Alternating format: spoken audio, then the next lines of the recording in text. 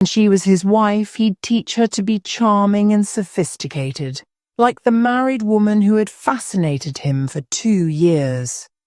He wanted May to have all that woman's charm but none of her weaknesses.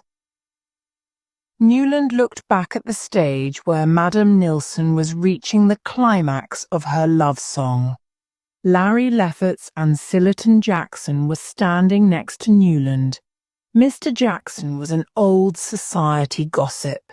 He knew the secrets and scandals of all of New York society for the past 50 years.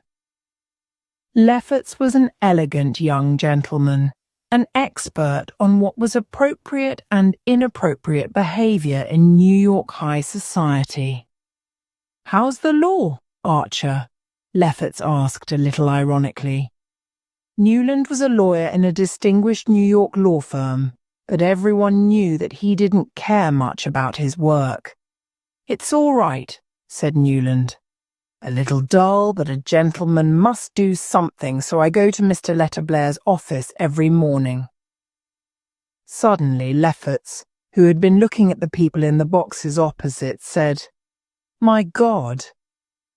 Newland saw that he was staring at Mrs. Mingott's box.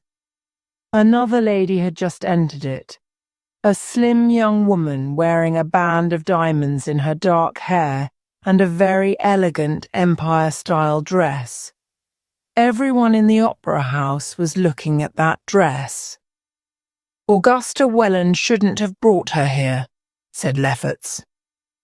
Newland said nothing, but in his heart he agreed.